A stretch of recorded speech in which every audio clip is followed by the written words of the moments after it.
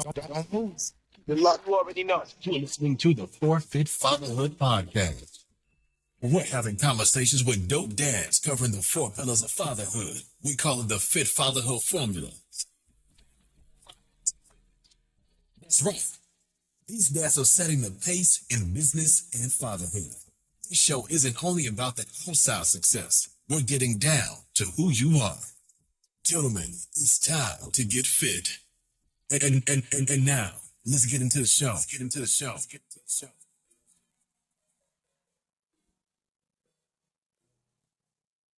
All right, welcome back to the Forfeit Fatherhood Podcast, a podcast for fathers by fathers, where we talk about the 4 pillars of fatherhood, which are faith, family, finance, and fitness. And you guys are lucky again to not just have me talking, right? We got a guest on the show today, and I know you guys always enjoy hearing from guests because that's really what this was all about, right? Is getting fathers together, talking about fatherhood, sharing their experiences, so that we can all learn and grow from those. And my guest today is Robert Bill Jr. 2 first names like myself, and I know that there's trouble there, right? There's always the mix-up, but but how you doing today, brother? I'm great, dude. I'm flying high. I broke fast this morning. It was an 81 hour fast again, 6 weeks in a row, and I'm riding that, man. I can feel the testosterone coursing and just the energy in my body. That's interesting. You know what? I've been talking to my brother the last couple of days. Where is he at? He's in Malaysia now. Yeah, I think he's in Malaysia. But he's been asking me about like fasting, and I'm like, bro, I know very little about it. I don't pretend to be an expert about it. Like strength and conditioning, exercises, all that cool. The diet stuff, I just, I try to do. I just eat moderately, right? But he's been asking me about it because he's pretty curious on trying to figure out what to do in terms of like, intermittent fasting and the windows and what to do. And then he was talking about a 24-hour fast. I'm like, I don't know, man. I'll ask some guys because I don't know. I don't know enough to tell you yes or no or what to do. And I don't want you blaming it on me. So 81 hours. What's the, can you give us a little bit about that? Yeah, man. So I've been doing fasting since 2015 when I got serious about my inner and outer health. For 6 weeks in a row, I planned a 72-hour fast, and it goes longer because I'm like, I'm gonna break it at breakfast the next day.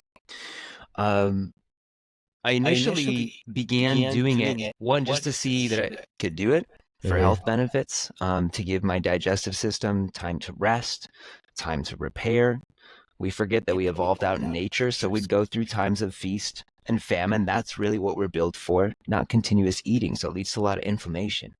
I spent 10 years in the fitness industry, and most of people's problems are inflammation and then poor stress management. We could talk about that later. So I began doing that. I began stretching them out, 24-hour fasts every week, and then towards 48. And I started to notice that my energy was better. Counterintuitive, right? Kind of weird. And I started to notice that I wasn't actually physically hungry. I was mentally and emotionally hungry. So I was craving stuff out of pattern and craving stuff because like, oh, this would make me feel better right now, which means I was using it to cover up my emotional charges. So I've done that for years. And then this past year, I'm 6 weeks into, actually rewind before that. For the past like 2 to 3 years, I've done a quarterly 72-hour fast or longer as like a big reset for my body, my digestive system, to change my metabolism so I could get back into fat burn instead of relying on sugar for energy, which is where a ton of problems come from for people. And then also like down to the cellular level, get my mitochondria, those are your little energy centers, functioning really well so that I have a lot of energy. I also sleep better when I'm fasting. Just a few weeks ago, 6 weeks ago, I was like, well, what would happen if I just did this every single week? Like Sunday through Thursday morning, if I just did this and I started doing that. And I've had the craziest 6 weeks, man. I've had the most like success, more success in the past 6 weeks than I had in 6 months last year. Both business-wise, like personal fitness-wise, connection with my wife, connection with my son, energy, like willingness to play, all that stuff. It's been crazy. And so we're getting a little crazy now. But my focus is so high. My energy is so high. My brain works so much better. I work out through the fast. People are like, what? That's crazy. Like, you haven't eaten in 3 days. Well, yeah, whatever. Trying to send my body the signal to keep my muscle. So that's why I got into it and why I keep doing it, because my life is changing, and it's almost like I'm understanding what like they used fasting for in the Bible and ancient spiritual traditions. I feel like I'm starting to actually feel that experience. So Okay. All right. So Sunday to Thursday, man, you know what? I'm trying to wrap my head around it. But I think anything you put your mind to, you can do, right? They say that, and I believe it to be true. And obviously you're doing it. What is your day? What do your days look like on the non-fasting days? Like, are you eating regular, like whatever regular means, right? Like, what are you doing on those days? yeah, I'll eat 2 to 3 meals a day. I follow the Okay. hunger cues. So if I'm hungry, I'll eat. If I'm not, then cool. I'm going to make breakfast for you guys. I'm going to hang out here with you. And then when I get hungry lunchtime, then I'll eat. I eat intuitively. You mentioned moderation earlier. Same thing. My guiding principles: a palm of protein, maybe 2 every meal. That's my foundation. 1 or 2 fists of veggies. Eating is not complicated. Yeah. Yeah, everybody's got a palm. Your palm is the right size for you. So like 1 or 2 of those for protein. 2 fists of veggies. We need the fiber. We need the nutrients. And then what else? Am I still hungry? What else can I put on there? Maybe I want some rice. My wife made a delicious loaf of sourdough. I want some sourdough bread. Whatever else needs to come in, comes in. I follow it intuitively, and sometimes I get a little bit of weird and do some manual muscle testing and ask my body, like, hey, what do you want right now? Yeah, we'll eat that. You want chicken? Okay. Go from there. Okay. All right. All right, that's kind of a sidetrack, but I was curious because it's conveniently we had just been talking about it, so I'm really curious as to how that goes. But I think it does go into a lot of what you do in terms of the work that you do with men and specifically with fathers. Um, so I guess let's just segue right into that. Like, what's okay? Let's talk about who Robert built and the juniors obviously there. So you're a junior. So maybe let's talk about you and your fatherhood and maybe even being father. What was that experience like? I guess your backstory. Yeah, I'll give it to you in a nutshell. Weird thing coming up here in that I'm a dad's coach, and up until I had my son, I never wanted kids. I was one of those guys. I wanted to be a dink or a sink, like dual income, no kids. I wanted to live that life. I was misinformed. Part of it was all the myths about fatherhood, about like, oh, your life will never be about you again. Your life is going to change forever, with a little victim narrative thrown in there. Your wife will never be interested in you the same way again. All of those things, like those stories, all the stuff on TV, going back to we can put our conspiracy therapy hat on, the psyop of Archie Bunker, All in the Family. Like, all of a sudden dads are incompetent. They can't do anything for themselves. That story's in my head. I received that program. And then growing up, I'm a child of double divorce. My parents got divorced when I was in 2nd grade. I had a great childhood, and at the same time, up until that point, my dad was working 2 jobs. He was working a lot. When he was home, he was working on projects around the house. I only remember 2, maybe 3 occasions where he got on the ground and played with me. I would have loved to be played with more. And at the same time, I love him. He did his absolute best. His dad was a traveling repairman for adding machines. He was gone for 12 weeks at a time. His dad was in World War II.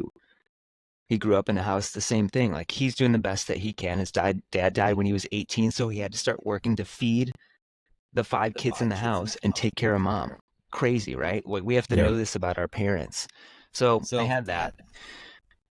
Growing up, single mom, parents were divorced, spent a lot of time watching TV in the 90s. That's what we did in the 90s. Like, hey, you come home from school, TV's on. Great. Yeah. I loved Westerns.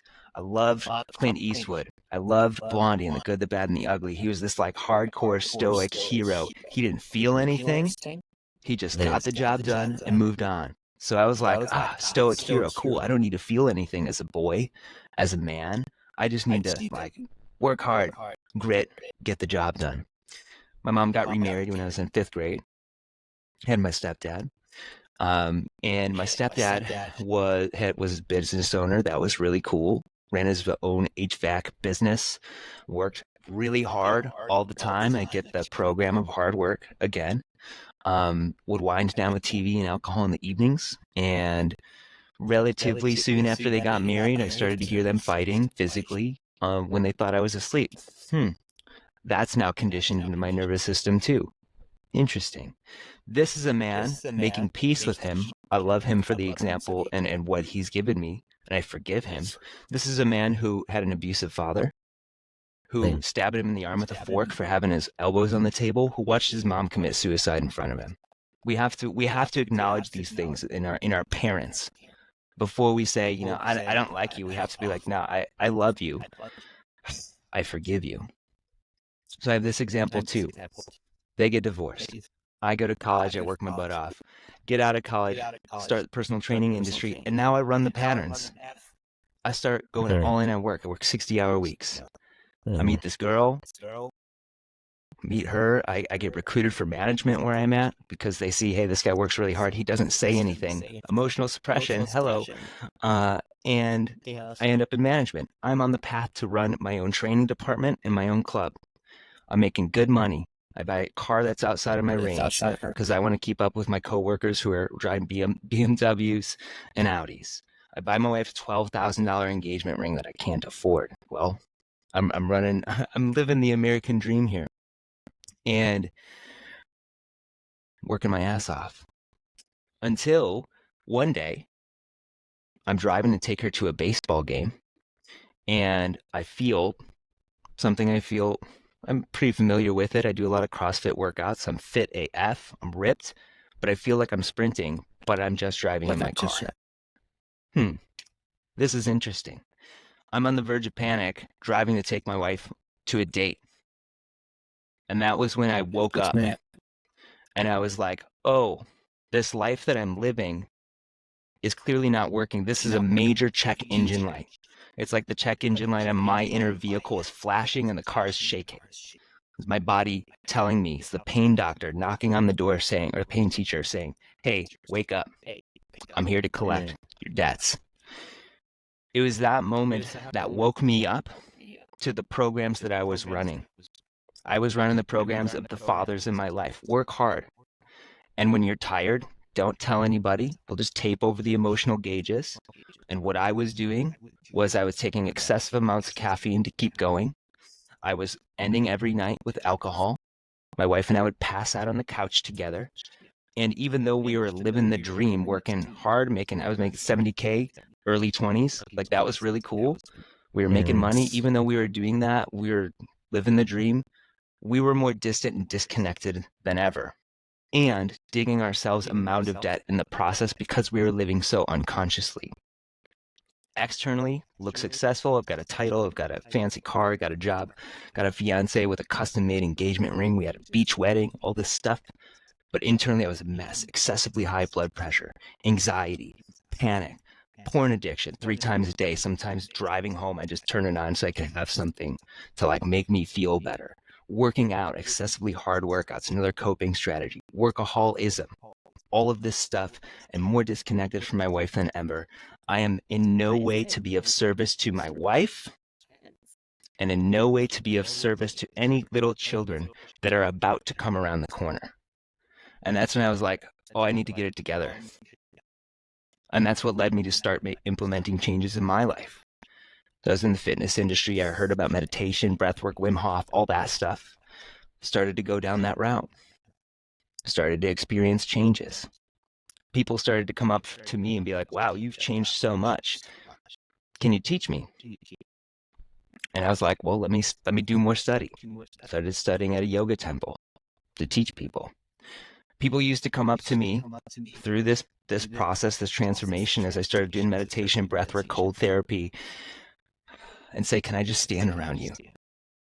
And I was like, well, that's weird. Yeah, but why? And they started telling me, it's really calming to be in your presence.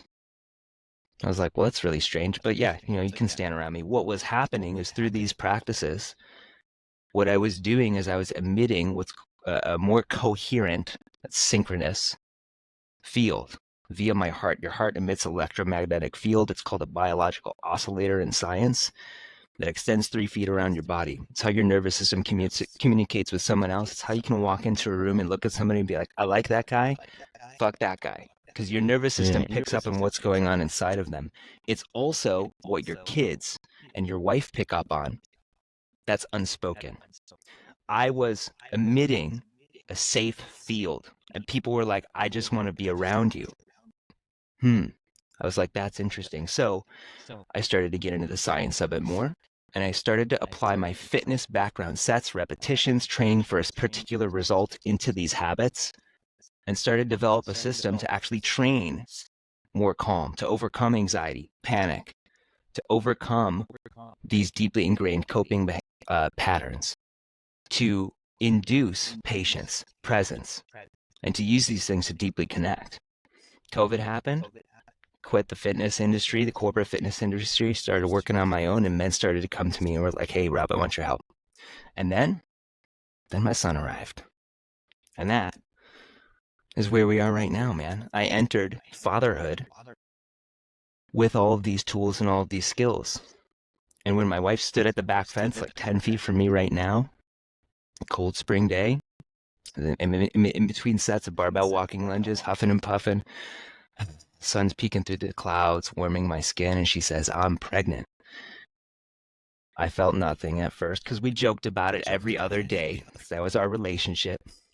Secondly, all this stuff went through my head, all the stories about fatherhood, all the guys on the sitcoms, my history with my fathers in my life, double divorce, and having to unwind those patterns.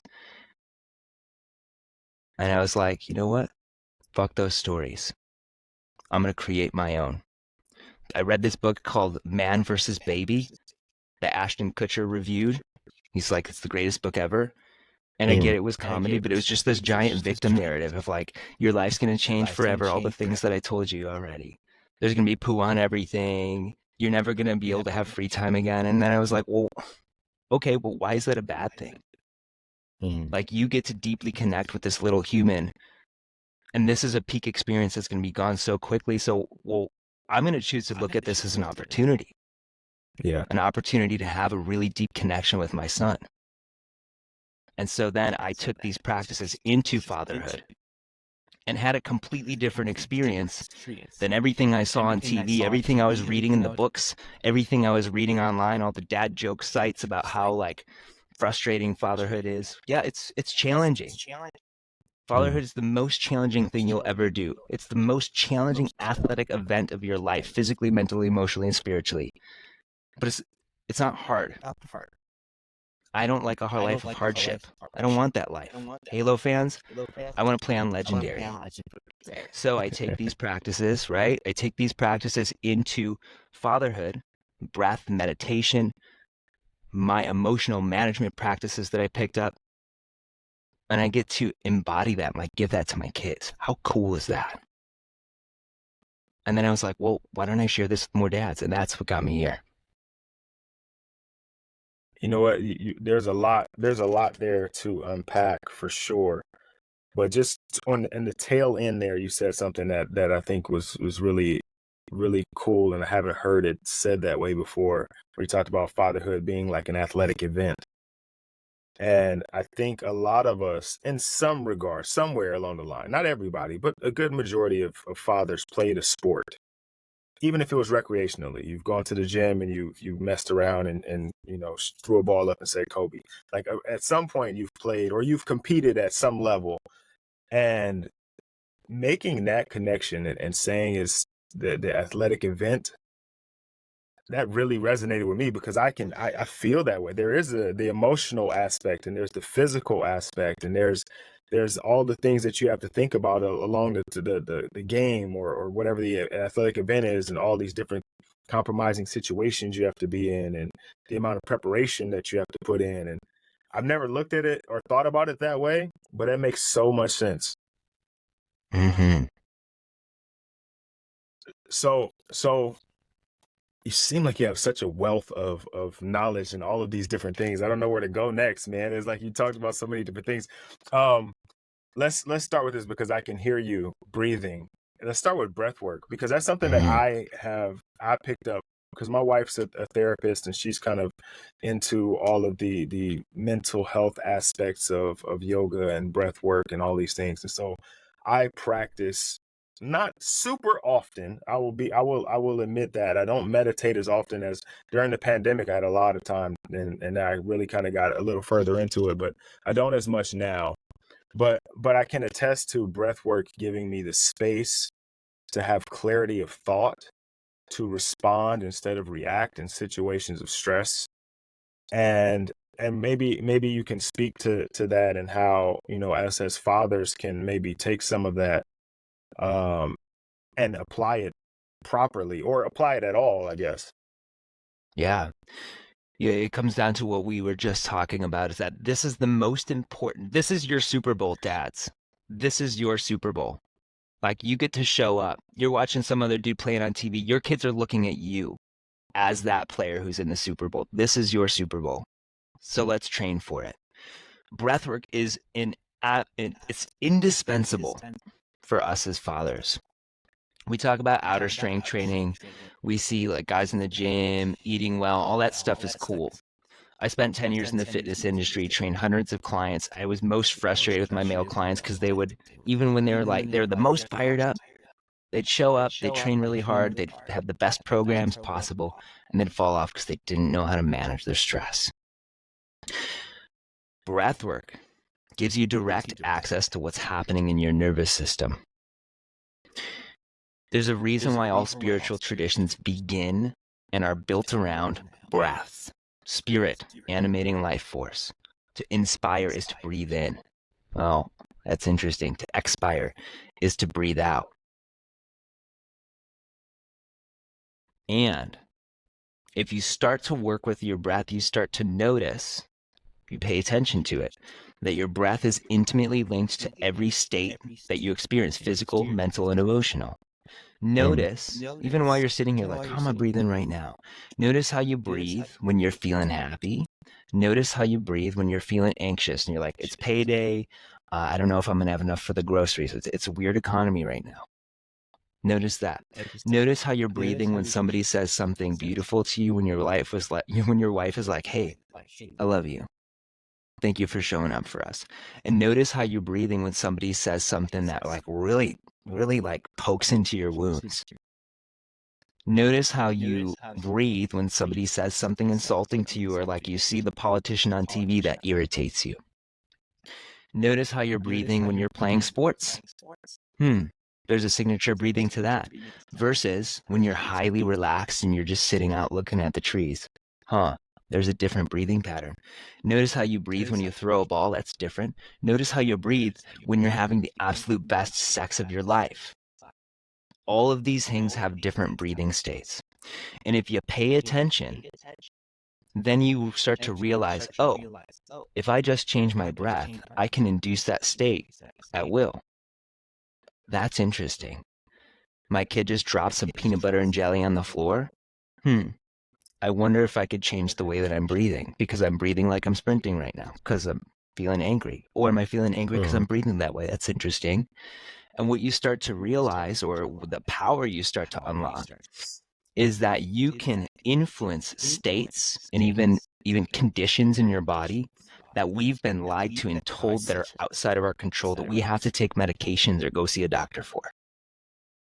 Imagine what you could do with that power. Imagine what your kids could do with that power. When you are in stress, the thinking part of your brain that makes you human, 80% of the blood flow to that part of the brain is diverted for fighting or running. You literally become dumb when you're under stress. And we're not stressed out because there's a lion outside in the bushes. We're stressed out because the piece of mail that came in or the email in our inbox from our boss. And it doesn't matter whether you're actually being chased by a lion or it's an email, the stress response is the same. What happens, your brain waves change. You get locked into stress brain waves. That's called high beta. You lose access to everything else. Well, there's alpha, that's flow state. There's theta, that's deep connection. There's delta, which brings you into deep healing and spiritual experience. You don't get access to that anymore. So when you're under stress because your kid dropped the peanut butter jelly on the floor, or like I just need to go shopping, but they're having a meltdown, you lose access to all the deep connection from a brain science level. And all that you're able to do is go from high beta, which is me versus you, survival mode. But if you can use your breath, 6 seconds in, 6 seconds out, this is our foundational practice inside of Rise, the circular breathing pattern. That brings you into what's called coherence. That's balance between your stress response and your relaxation response, sympathetic and parasympathetic nervous system. That's what coherence is. It's a centeredness. That's what the yogis mean. All of a sudden, I'm in the center of my nervous system response. Because that heart emits that electromagnetic field, it pulls every system in the body into coherence, from your cells all the way up to your brain. All of a sudden, you bring that alpha brainwave back online, and now you have your entire brain power back. Oh, now I'm not trying to defend myself from my kid or trying to like force them to do something. I can drop in and connect with them instead. I can get down and breathe and calm myself. Instead of reacting or overreacting, I can now respond or just be here and feel with them and be like, I feel that you're feeling frustrated right now, man. I'm here with you. Let's feel this out together. It will totally change your life. And it's just like sets and reps, man. It's just sets and reps. What's the state that you want? You want to be more patient. You want to be more centered. Great. Let's get sets and reps in of our circular breathing. One of the biggest frameworks inside of my program is the set, shift, and reset. If we want to create a temporary shift, you're going into a stressful situation, do this breath work for one breath up to 5 minutes. It's going to create that coherent state. All of a sudden, you're creating a more calm field around you, for your kids, for anybody else. You want to deeply ingrain it? You want to show up like this all the time? Do it for 5 minutes, 10, 20 every day. All of a sudden, your nervous system starts to be like that. You start to show up from that deep centeredness every single day. And if you do that enough, Mike Tyson said this, everybody's a plan until they get hit in the mouth, or until the grilled cheese ends up on the floor, right? And then what's going to happen? When you get hit in the mouth, you're going to drop to the level of your training. If you're not training, you're going to drop to your programs. I told you my programs with my dad and with my stepdad. That's what I would drop to if I wasn't training. But if you're doing this breath work, that's the nervous system that you're going to be able to drop into. One that's more calm, one that's more breathful, more connection than anything else. Breath is indispensable for dads. Yeah, I'm glad you came around to that, because I was going to ask you, because all of this it all sounds really good, and I know it to be really good. I know because I've experienced it, right? But I was going to ask you, how does a dad take that and use it? And you kind of that last line there is exactly how you would use it, right? Because I know for me, my level of training as far as my parents were concerned is they they were typical 80s 90s parents, right? Like, they were dishing out whoopings left and right. They were frustrated, highly frustrated, because of life wasn't going the way that they wanted to. We were struggling financially, and I'm sure that added another level to it. I was a good kid, but we lived in a bad neighborhood, and so there was the stress that goes along with that, and trying to keep me out of trouble. And so I do know that when my kids were younger and I was a little less experienced in trying to be different than my parents, my training was, something happened, I get frustrated and I get fussy, or I yell. I had made a commitment not to ever physically punish my children, but my words are sharp, because I came up in a house of sharp words. And I never say anything disparaging necessarily, or I won't say anything that like tears down their self-esteem. Like, I don't want that, because I got it, right? So I don't want that. So I don't do that, but I know that I felt it. You feel that anger and that frustration. I'm like, it's a kid. Like, she's 2. Like, she doesn't even understand. I at least had the presence of mind in the space to like stop myself, because she's learning everything she's learning from me, and so she doesn't know it. That's my fault, and so I'm more mad at myself.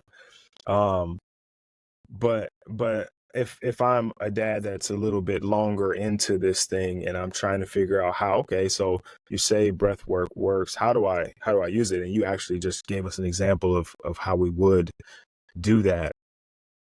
Yeah, Um, at a are real simple level, 1 minute a day. If you can get 5, even better. You're gonna make a bigger impact on your nervous system. It doesn't have to be any more complicated than 6 seconds in and 6 seconds out. Wim Hof is cool, but do you want to be doing Wim Hof breathing when your kid's having a meltdown? Probably not. So long and slow, 6 seconds in and out. The samurai had a test. They'd put a feather under their nose, and if you ruffled the feather from breathing, you'd be dismissed from your role as a samurai.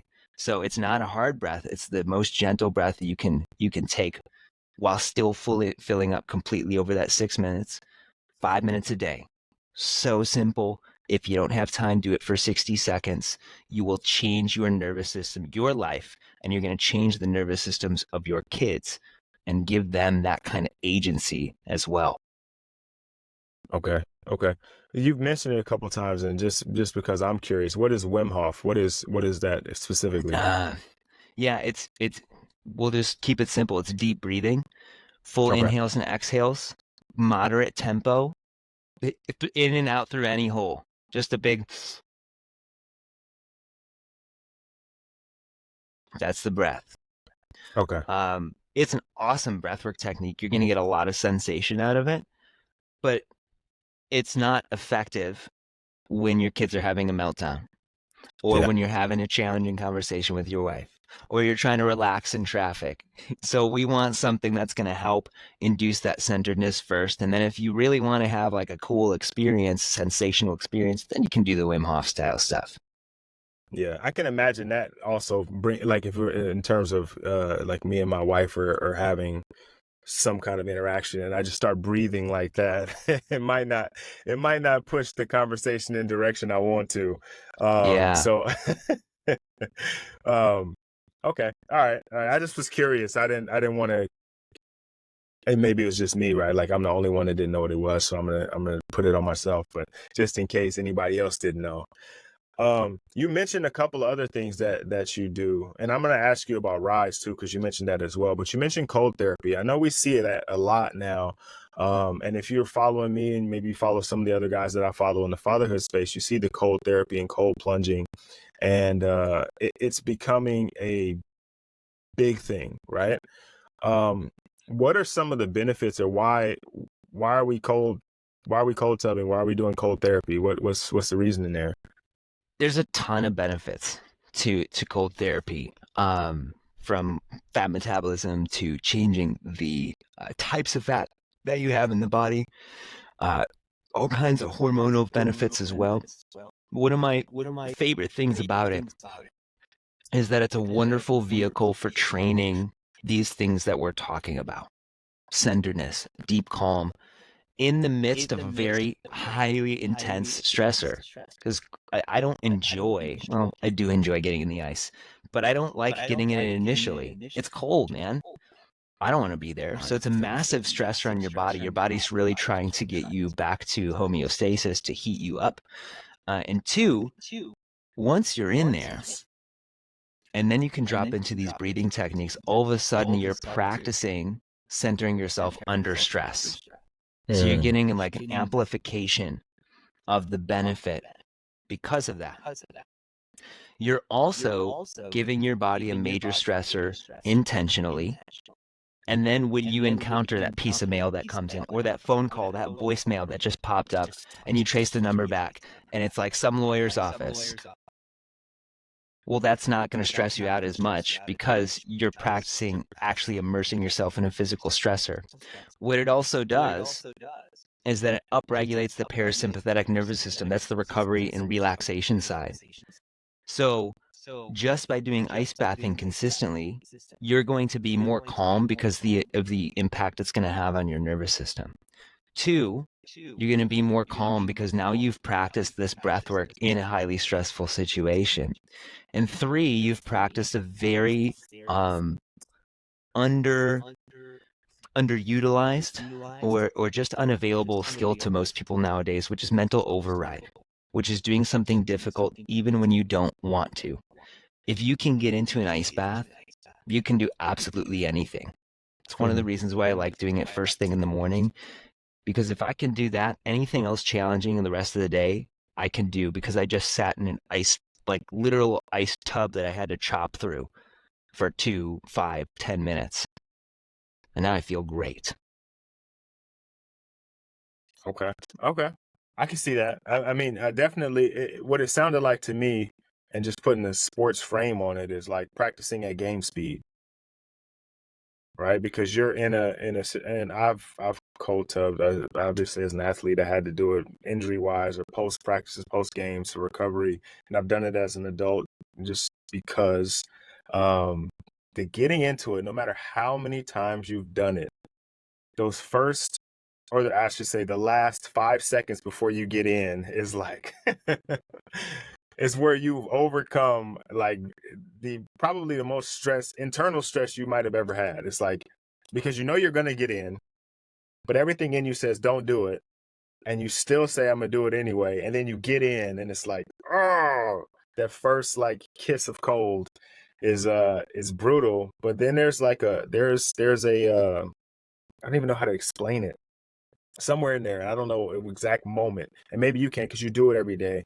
There's like a specific second where it like just ceases, right? And it's just like an you see in the movies where it's like the clouds open up and the sun beams down. It's like, ah, there's like that Yeah. little moment where it's just like everything's kind of slows down. And it's like, huh, I'm all right. This ain't bad. Yeah, that stress response, it shuts off. And then you're like, Yeah. oh, this is wonderful. Yeah. And I think being able to be the one in control of creating that is another example of practicing at a game speed, because there's going to be obviously situations in your life you're not going to be in control of, but you've practiced being in those out of control situations and finding peace. And that's huge for us, especially as leaders. If we're going to be the tip of the spear as fathers and leaders of our family, we're going to run up against some stuff on a daily basis that is like the worst it could possibly be. But if we can be calm and be still, like you mentioned earlier, we can show our children how to do that, right? Because, you know, they're watching us and they're seeing how we overcome obstacles or how we deal with stress and trauma and how we soldier forward. And if we've got a little bit of practice doing it intentionally, then it comes a little bit easier. Okay. Okay. So let's talk a little bit about Rise, because you did mention it, and you know, it's a program that you do. What exactly is Rise, and what can guys expect to kind of get from a program like Rise? Yeah. So Rise is essentially the basic training that dads are not receiving nowadays. It is an initiation into these inner practices, into the inner gym and the outer stuff as well. What I do is I guide men and fathers, mostly fathers, but some men come in that aren't fathers yet, that they want to be, through the work necessary in order to actually train and ingrain these states that we want so much. Better emotional regulation, so I don't overreact in stress. More energy, because stress is one of the number one things that's draining you. More patience, you can actually train for that. More presence, you can train for that. And the kind of deep connection and engagement that our families really need and deserve from us, so that we can operate at a level of fatherhood that this world has never seen before. So we can show up in those ways, be both hard and lethal and get stuff done, and totally open and loving. We can take our armor off for our families because they don't need our armor. But you and I grew up in an era where, like, cool, I got the belt. Like, that was the armor of our parents. Our kids don't need that. So that you can show up in these ways that your family needs from you through a few practices like hardcore flexibility and yoga. Because if your body's rigid, think about when something hurts in your body, you're usually more reactive. If we get the body right, more than likely the mind and the emotions are right. Through breathwork training, through meditation, through taking those things, we practice this inside the program, into a communication. We're going to breathe while we're in communication together. We're going to be aware of what's actually said versus my story about what's actually said. And then you get to take that into your family and cultivate a different calming, loving level of fatherhood and husbandhood that is really uncommon nowadays. So it's a 12-week initiatory process guiding you through those practices, just like we're training you for a marathon or an Olympic lifting competition or the Super Bowl. Periodized, appropriate breathwork meditation, flexibility yoga to build you to your pinnacle of warriorness, kingness, loverness, and wizardness or Jedi masterness at the end. I like that. I like that. You know what I like about it, and you said corner at the end is that it's periodized, right? Because I think a lot of times with some programs or some things that we're doing, we're okay. I just heard everything that Robert said, and so I'm just gonna take it all, right? And I'm gonna do it all at the same time. And I was actually just talking to my wife about this. She was talking about she's feeling overwhelmed because she's got a bunch of different things all happening at the same time. And I'm like, just start with one of them, and then just let's nail that one down, and then we can add something else, so we can build on that. But I think a lot of times we take all these things and we just go, all right, let's do it. I'm gonna do it all, and we fill our plates up with so many things. But the reality is that we can only eat one fork at a time. You know what I mean? And even though there are all these things that are the work that we have to do, doing them all at the same time can be just as overwhelming as the reason why we're needing to do them. And so I'm glad to hear that it's something that is building to, like you said, your pinnacle. Like it's periodized, and it's not just everything all at once. I think we probably find more success if we could just take one step at a time instead of trying to take these giant leaps. But I know we feel like we have to, right? And I think society, as microwave as it is, makes us feel like we have to have all the answers right now. But the reality is you got to answer one question at a time. Yeah. You got to deal with one thing at a time, one step at a time, one bite at a time. All of it, man. Yeah. And even if you do take everything in at once, you can't take all of everything in at once. Like you mentioned earlier, starting just with a more simple breathing practice as opposed to taking on the bigger breathing practices, and then just getting better, starting with a minute, building to 5 minutes, 10 minutes, things like that. I think a lot of times we hear yoga and we hear meditation, and we get these ideas of what it is. We got to sit crisscross applesauce now. That's the way you have to say it. And you got to do some ohms, and you got to have complete quiet, and you got to have space and all these things. And so we avoid it because I don't have time to do that, and I haven't, I don't have space to get down and do yoga that way. But there's a lot of different avenues to explore in that, and they all lead you to, like you said, your pinnacle. And I'm glad to, like I said, I'm glad to hear that your program is built in a way that guides you from where you are to where you want to go in a like progress, right? We progress on one step to another. Like we're walking up a flight of stairs. So I got a couple of questions, and I ask these questions all the time, and from hearing you speak over the last, I don't know how long it's been, 45 minutes or so, and just kind of hearing all the different things that you have experience in, I'm interested to hear where this one goes.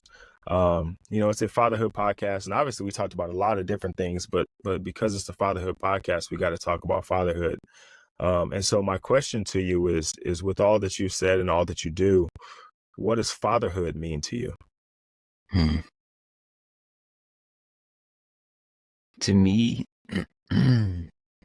fatherhood is the most sacred and most important role that we could ever have. And I've had a lot of time to think about it. And I have a history major, so I overthink things, and I think back to the ancient past. And within every man, there's a warrior.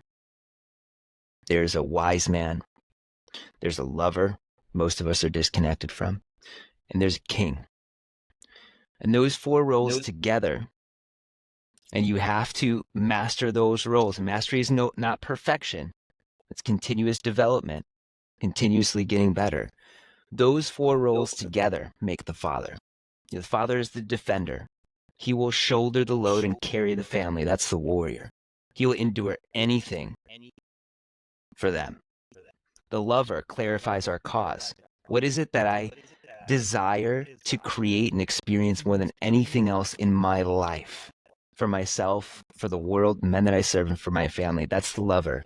And the lover is here, now, deeply connected to everyone and everything, fully sensing, armor off, deeply loving. It's the lover energy. The wise man has the knowledge and the tools in order to turn any negative, any challenge into an opportunity to overcome. Moving from what's really fashionable nowadays, which is a victim orientation, this is happening to me, I'm powerless, you did this to me, into agency, which is, okay, that was hard, but what can I do about that? And kingness, which is creating order, structure, integrity in our lives. The king is the center of the kingdom, the family. We're the center of the family. Everything radiates out from the center. If you're good, Dad, we talked about coherence, how you can calm your whole family from training for that yourself. Whatever is happening in here, you're the center, radiates outwards. If it's bad, you're radiating that lack of safety to your family. The king also elevates others to his level because he understands that he's not in this alone. He celebrates his subjects, those in his kingdom, his family, more than he celebrates himself. Not putting himself down, but he lifts them up. And the final part of the magician we forget about is that the magician is a continuous or continual student, always learning, always developing, and he is the mentor. We're here to be mentors for our kids, to teach them these ways. The father is all of those together. He will do the work, endure any pain and discomfort for the family. He will love the shit out of them and be completely present, open, loving, engaged with them. Not on his phone, but like, I'm here with you, buddy. He will help them understand how to move from this is hard to agency without doing it for them, doing it at their appropriate level, and continuing to mentor and guide them so that he can lift them up to his level and beyond, just like the king. That's what fatherhood is to me. It's all of the best things that the masculine can offer, and it's so rare that someone is committed to developing all of those. But that's our opportunity. That's our Super Bowl. That's the gift that we have here. Yeah, I like that, man. You know what? I fully expect that was a full answer, right? Like that was that, you know what I mean? Like you hit that one from every angle, right? And I fully expected you to do so. So thank you. I appreciate that. I had a second question, and technically it's a two-part question, so maybe it's three questions now. And you do this obviously, right? Because you work with men, you work with fathers, and then this one might be an easier one for you to answer just right away is if you had a message, if we were able to get all fathers to listen to the podcast and they tune in right now, what is that message that you want them to hear? Slow down. Slow down. It's going to be gone in the blink of an eye. Literally, my son's 3. That literally went in like 2 blinks. He's growing so fast. And if I lived the life I was living in 2015 before I had anxiety and panic, I would miss all of it. Slow down. Everything that you want, everything that you need is actually here now. And you can do that from putting your phone down and taking a breath and coming into your senses. What do I smell? What do I hear? What do I touch? What do I feel right now? What is my son doing? What are the clothes that he's wearing? What's my daughter doing? What are the clothes that she's wearing? What is the sound of her laugh? Slow down. And secondly, document that. Not with pictures. Write it down. Write down your favorite memory from today. You know, Theo did this thing. Here's the clothes that he was wearing. He said this. I felt this way when he said it.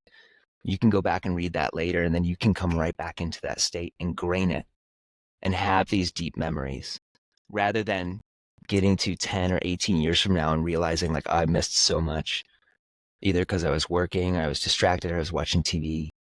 Slow down. Be here for it.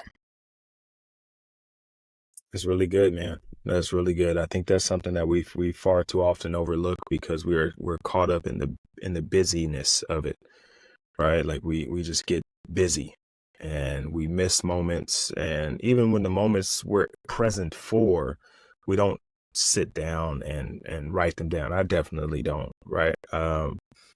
And I think that's an important practice that I think I'm gonna have to include into my own day. Maybe include into my journaling at the end of the day. Those moments, or maybe I got to figure out how to do it like right away, right? Because I know at the end of the day I'm gonna forget some of this stuff. Yeah, if you practice it like 3 days in a row, you may be able to make it a habit. Just a one, like 60 seconds, open up a little journal or open up the notepad on your phone, jot it down, go, go to bed. The other thing is like, I rush in the morning to get breakfast ready. And when I catch myself, I take a big breath and I start singing a song to myself. And that song is slow is smooth and smooth is fast. And it slows me down. And I actually get things done more pleasurably. One, I'm singing. Two, I'm breathing. Three, I'm moving more slowly, which means that things get done way more efficiently and effectively. It's a martial arts motto. Slow is smooth and smooth is fast. And if you catch yourself in the moment, that's the reset. We talked about set, shift, reset, the framework. You practice going slow in your practice, and then in real life, you catch yourself rushing, you start singing the song. King never rushes, so I'm going to sing this song and slow down in the moment. I like that. I like that.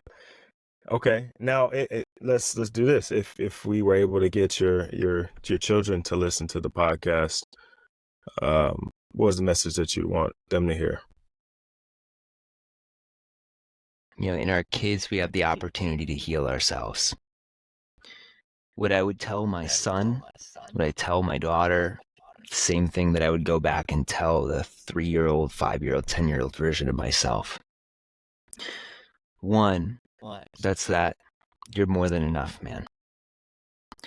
You are infinitely worthy, and you are so deeply desired. And you have everything that you need inside of you to be successful already. All the tools are inside of you, not outside of you. And finally, you have so much potential, so much more than you could ever imagine. I would just tell my kids exact same thing I needed to hear. And that's our work, guys. What did you need to hear as a kid? I needed to hear from my father, my grandfather, when they were losing their temper. My dad didn't, my grandfather did. Everything's going to be okay, man. And a little laugh. And because I needed that's soothing for me, I tell the same thing to my kids. Strangers in public. You have the opportunity to ask this question to yourself and start offering those things outward. I love it, man. I think that's really important to tell our children, but then also, like you said, to tell ourselves, even as adult men, in those moments where we're taking our breath and doing our breath work. Obviously, we're supposed to be focused on our breath there, right? But being able to kind of give ourselves those affirmations of we are enough, I think will help a lot with the overwhelming amount of stress that we feel. Because I think we feel a lot of the stress because we don't feel prepared, or we don't feel like we're enough, or we don't feel capable, or less confident in our ability to conquer said challenges. And so I think those are really important, not only for your kids, but for us as well. And I love it. I love it. Man, I really appreciate all the stuff that you're doing for dads, the stuff that you're doing for men. I appreciate you taking your experience and then sharing it outwardly. I think a lot of times we hold things in, or we gatekeep the things that could help others be better. But I think as men and as leaders, as fathers, it's not only our responsibility to take care of our household, but it's also our responsibility to take care of the community surrounding us, and then let that expand as we grow. As you mentioned, being the center of it, and things kind of ripple effect past our own home. So I thank you for all the work that you're doing, man. I feel like I've learned a ton in this episode, and there's some things that I'm going to be doing, implementing. I got to get back on the breath work. I know that it's important. Cold plunging and getting into the cold tub. I know. I mean, I've got one. I just don't use it that often, and so I'm being crucified here on that one. I got to get into it and get, I gotta get into it. It's not a frozen block of ice though. It's not that cold, but I need to get it colder, and I'm gonna actually get into it and start doing that a little bit more.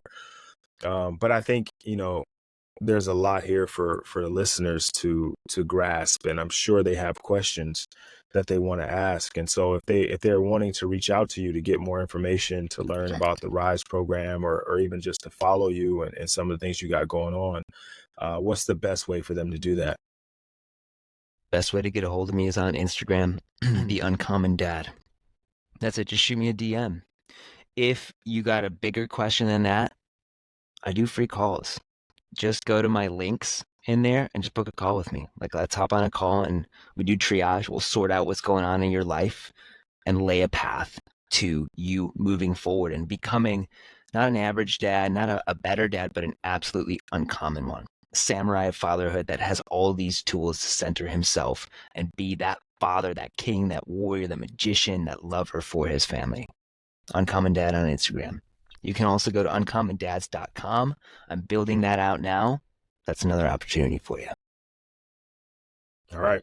So fellas, whether you have questions or not, you should definitely go follow them, because you never know when, I guess it's the algorithm, right? But you never know when that's going to be put in your path, where you're going to be scrolling and you have to stop the scroll because there's some amazing information that you didn't know you needed that pops up. And so I talk all the time about curating your social media to show you the things that you need and to get rid of the things that you don't. And the more that you add guys like Rob to your follows, and the more you like and share, and the more that they're going to show you of those things that build you up instead of tear you down.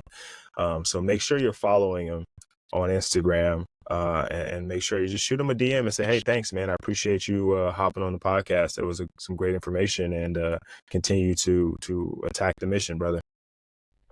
Thank you, man. Thanks for having me, Rod. Yeah, no, I appreciate it. Like, I really appreciate you taking the time. I understand how important and valuable time is for us. And I appreciate you taking the time out of your schedule to do this. Like I said, I think guys are gonna gain tons from this. And hopefully they continue to gain more from you as time goes on. All right, brother. Well, again, thank you. I keep saying thank you. I'm gonna keep giving you flowers until we end this thing, right? But thank you again for joining us. I really appreciate it. And I'll be talking to you soon. All right, brother. Appreciate you. Have an uncommon day. All right, you too. Peace.